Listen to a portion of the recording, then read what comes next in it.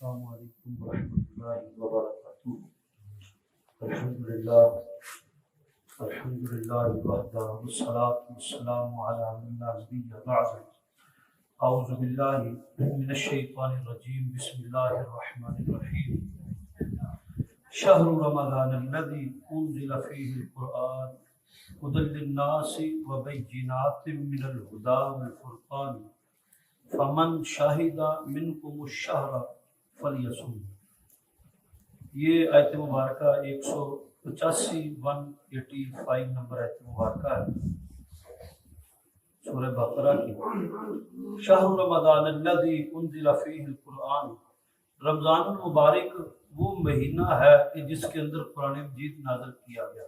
رسول اللہ صلی اللہ علیہ وسلم نے فرمایا کہ رمضان المبارک کی لیلۃ القدر کی رات کو قرآن مجید نازل کیا گیا۔ انا انزلناہ فی لیلۃ القدر وما ادراک ما لیلۃ القدر لیلۃ القدر خیر من الف شہر۔ جس رات قرآن نازل ہوا اس رات کو اللہ نے 1000 مہینے سے افضل قرار دیا ہے۔ یہ رمضان کے اندر ایک رات اور اس میں قرآن مجید کے نزول، اس سے قرآن مجید کی فضیلت اور اللہ رب العالمین کے نزدیک اس کتاب اللہ کی کتنی بڑی اہمیت ہے۔ اللہ کے لیے یہ کیا ہے؟ یہ کلام اللہ ہے، اللہ کی کلام ہے، اللہ کی بات ہے، اللہ کی گفتگو ہے۔ اللہ رب العالمین نے اس کائنات کے متعلقہ اپنی باتوں کو اس کتاب میں بیان کیا ہے۔ انسانوں کی صفات، انسانوں کے اندر موجود خوبیاں، خامیاں، عادتیں، سوچنے کی بات، صلاحیت اور اس کا جو ہے اینگل، ہر چیز کو، باریک نفسیات کو اور بڑے بڑے معاملات کو کتاب اللہ کے اندر بیان کیا ہے۔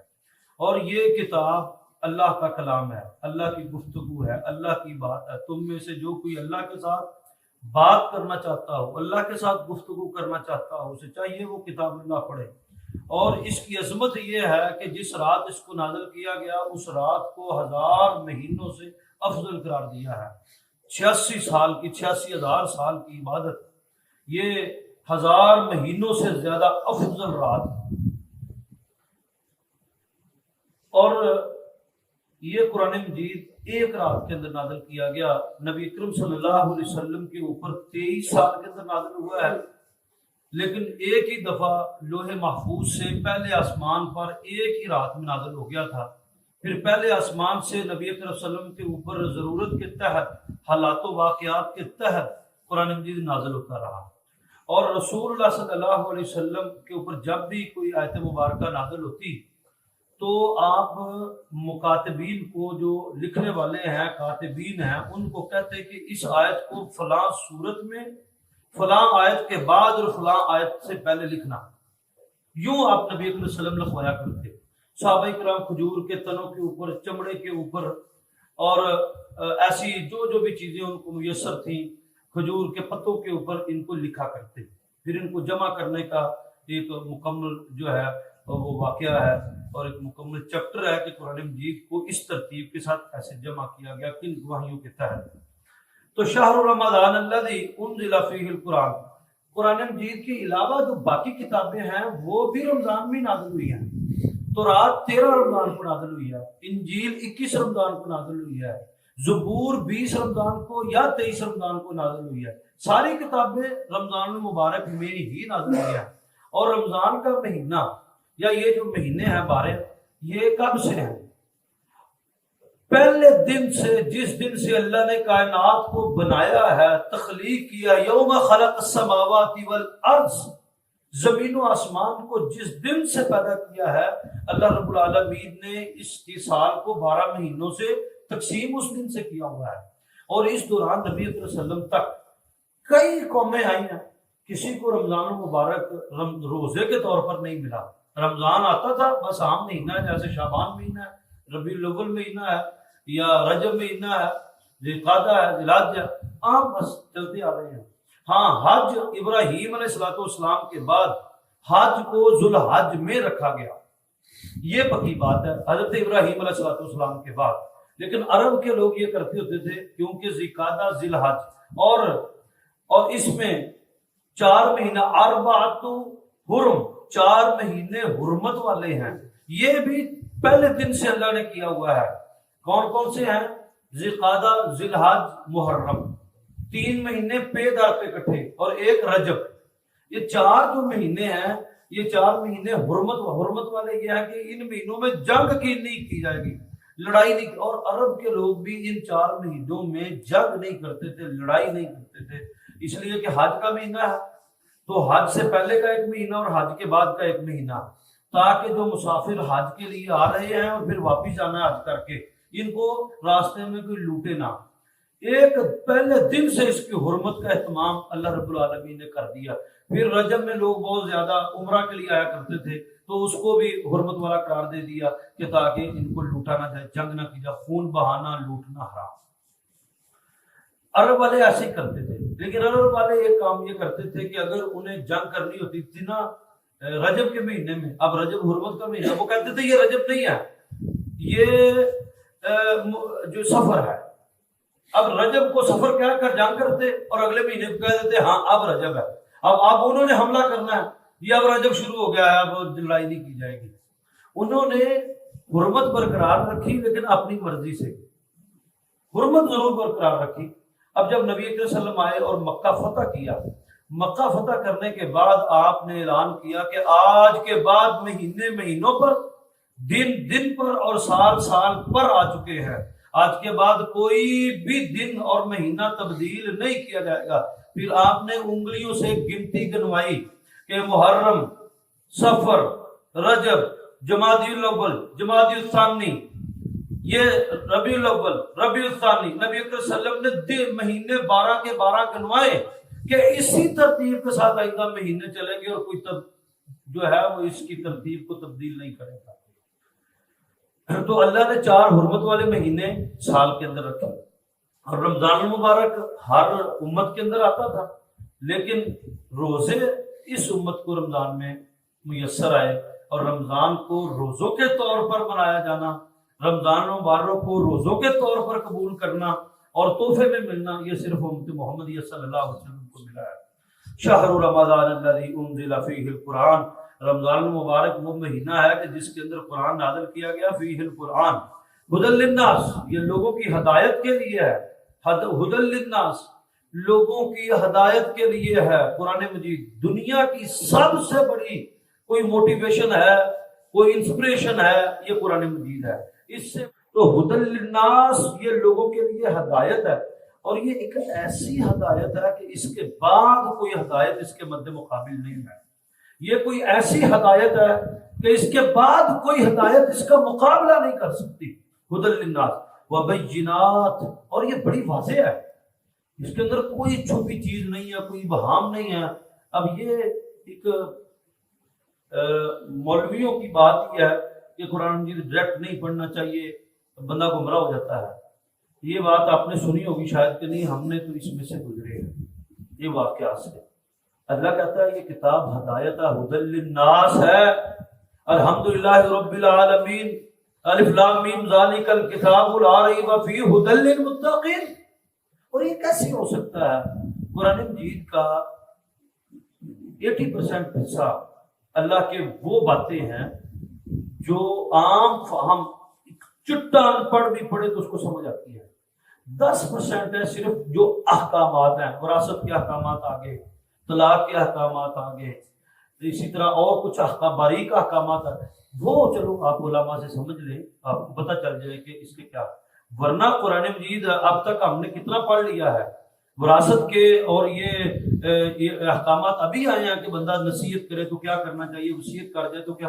باقی پیچھے جو اتنے سارے بنی اسرائیل کے واقعات کے اوپر پورے کے پورے 23-20 رکوع گئے ہیں، وہ کیا ہے، وہ کسی عام آدمی کو بھی سمجھ آتے ہیں کہ اللہ رب العالمین کیا کہہ رہا ہے۔ جبکہ یہ اس لیے کہ کہیں قوم ڈائریکٹ قرآن پڑھ کر مولویوں تو مطلب ساڑھے کوڑی نہ اٹھ کے چلی جائے، ساڑھی ویلیو نہ، یہ ایک چیز ہے۔ تو وبینات، اللہ نے خود کہا کہ ایک واضح کتاب ہے، اس میں کوئی وبینات، بین کہتے ہیں اتنی واضح کوئی آیت نشانی کہ جس کے بعد بتانے کی ضرورت نہ پڑے کہ اس طرح ہو رہا ہے۔ آفتاب آمد دلیل آفتاب، سورج کا چڑھ آنا ہی وہ اپنے ذات کے لیے دلیل ہے۔ اب جیسے سورج ایک بہت بڑی روشن دلیل ہوتی ہے کہ چڑھ آیا ہے، ایسے ہی یہ کتاب اللہ ہے، یہ آ گئی ہے، اس کے اندر کوئی چھپی ہوئی چیز نہیں ہوا، بینات بڑے کھلے کھلے واضح احکامات ہیں اس کے اندر، من الہدا، اور ان کھلے احکامات میں ہدایت ہے، ان کھلے احکام من الہدا ان میں ہدایت ہے، والفرقان، اور حق اور باطل کے درمیان فرق کر دینے والا ایک عمل ہے۔ والفرقان یہ کتاب اللہ سچ جھوٹ، حق باطل، شرک کفر اسلام، بدعت سنت، صحیح غلط کے درمیان، گناہ ثواب کے درمیان فرق کر دینے والی چیز ہے الفرقان۔ اور ہاں ایک بات اور جان لیں، جو شخص قرآن مجید کو ترجمے کے ساتھ پڑھنے کا عادی بنا لے خود کو، اللہ اس کے دل کو بین الفرقان بین الامور، اس کو کاموں کے درمیان فرق کرنے والی تمیز سکھا دیتا ہے، اس کا دل اللہ بیدار کر دیتا ہے، روشن کر دیتا ہے، اس کا دل سچ اور جھوٹ، غلط اور صحیح کے درمیان فرق کی تمیز بخوبی جاننے لگ جاتا ہے۔ ہمارا مسئلہ یہ ہے کہ ایمان بہت ڈاؤن ہے، حق اور باطل اگر تو ہمارے مفاد میں ہے تو پھر اس میں کوئی فرق نہیں ہے، مفاد میں نہیں ہے تو پھر تاڑا کتا کتا تھاڑا کتا تاڑا کتا ٹومی تو تھاڑا کتا، یہ چیز ہے ہمارے ہاں۔ اگر یہ دل کے اندر ایک عمل فارق پیدا نہیں ہوتا، اور قرآن مجید کی یہ صفت خاص ہے۔ حضرت عمر کو کیا کہتے ہیں؟ عمر فاروق۔ نبی اکرم صلی اللہ علیہ وسلم فرمایا اللہ نے عمر کے دل پر حق لکھ دیا، عمر حق پر فیصلہ کرتا ہے، وہ فاروق ہے۔ تو جو بندہ کثرت کے ساتھ کتاب اللہ کی تلاوت کرتا ہے تو اللہ اس کے دل کو عمل فارق سے بھر دیتا ہے۔ تو اگر کوئی شخص اپنے سینے کو بیدار کرنا چاہتا ہو کہ اس کو معلوم ہو جائے کہ صحیح اور غلط کیا ہے، حق اور سچ کیا ہے، تو پھر وہ قرآن مجید کو کثرت کے ساتھ پڑھے۔ فمن شاہد منکم الشہر، اب یہاں پر قرآن مجید والا چیپٹر کلوز ہوا، کیونکہ رمضان مبارک میں قرآن مجید نازل ہوا، آگے روزوں کی بات۔ یہ اللہ کا مشورہ ہے، یہ اللہ کا مشورہ ہے۔ مشورہ کیا ہے اللہ کا؟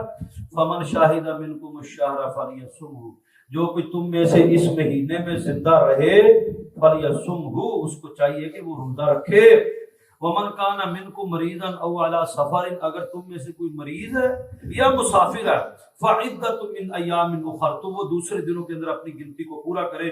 یرید اللہ بکم اليسر ولا یرید بکم العسر، اللہ تمہارے لیے آسانی چاہتا ہے، اللہ تمہارے لیے مشکل نہیں چاہتا۔ ولتکملوا العدۃ، اور اپنی گنتی کو تم بعد کے دنوں میں پورا کر لو۔ یہ کتنی بڑی اللہ کی آسانی ہے۔ اگر اللہ کہہ دیتا سفر میں بھی روزہ رکھنا ہے، بیماری میں بھی روزہ رکھنا ہے، ہر حال میں روزہ رکھنا ہے، تو پھر کیا ہو؟ یہاں پر تو اچھے بڑے ہٹے کٹے روزے نہیں رکھتے، چنگے بڑے لوگ روزے نہیں رکھتے، اچھے خاصے لوگ روزے نہیں رکھتے۔ تو وہی ہے کہ بعض لوگوں کے اندر سے رمضان گزرتا ہے اور بعض لوگ رمضان کے بس پاس سے گزرتے ہیں۔ رمضان انہوں نے کوڑ لنگتا پیا تو کوڑ دی لنگ دے، ان کو کیا فرق پڑے؟ جن کے اندر سے رمضان گزرتا ہے یا جو رمضان کے اندر سے گزرتے ہیں ان کو پتہ چلتا ہے کہ رمضان کیا ہے اور اس کی بہار کیا ہے۔ تو اللہ کا یہ کتنا اچھا مشورہ ہے کہ اگر تم میں سے کوئی زندہ رہے اسے چاہیے کہ وہ لازم روزہ رکھے۔ اللہ تمہارے لیے آسانی چاہے۔ وَلِتُكْمِلُوا الْعِدَّةَ، اپنی پھر چھوٹے ہوئے روزوں کی گنتی بعد میں پوری کرے۔ وَلِتُكَبِّرُوا اللَّهَ عَلَى مَا هَدَاكُمْ، جب رمضان کی گنتی پوری ہو جائے، 29 یا 30 روزے آپ مکمل کر لیں، پھر کیا کرنا ہے؟ اللہ اکبر اللہ اکبر اللہ اکبر اللہ اکبر، تکبیرات، اللہ اکبر کبیرہ والحمد للہ کثیرہ وسبحان اللہ بکرۃ واصیلا۔ اب یہ کیا ہے؟ اللہ رب العالمین کی حمد اور تعریف جو عید کے دنوں کی تکبیرات ہیں، یہ رمضان میں کمیوں کوتاہیوں کو پر کر دیتی ہے۔ یہ نبی اکرم صلی اللہ علیہ وسلم نے فرمایا عید والے دن، عید کی رات، چاند رات کو اللہ رب العالمین اتنے لوگوں کو جہنم سے آزاد کر کے جنت میں داخل کرتا ہے جتنا پورا رمضان میں ہر رات کو آزاد کی ہے۔ اور نبی صلی اللہ علیہ وسلم نے فرمایا کہ اللہ ہر رات، رمضان کی ہر رات 80,000 لوگوں کو، یا ہر ایک بندے کو 1000 سے ضرب دی جائے تو اتنے لوگوں کو ہر رات جہنم سے آزاد کرتا ہے۔ اور عید چاند رات کو اللہ جتنا رمضان پورے میں آزاد کیا ہے ایک ہی رات کے اندر آزاد کر دیتا ہے۔ تو ولی تکبر اللہ علی ما ہداکم، اور جیسے تمہیں ہدایت دی گئی ہے، جیسے تمہارے نبی نے تمہیں سکھایا ہے، جو تم نے سیکھا ہے اس ہدایت کے مطابق اللہ کی حمد اور تعریف کرو، وَلَعَلَّكُمْ تَشْكُرُونَ، تاکہ تم شکر گزار بندے بن سکو۔ اس سے آگے انشاءاللہ کل پڑھیں گے۔ اللہ رب العالمین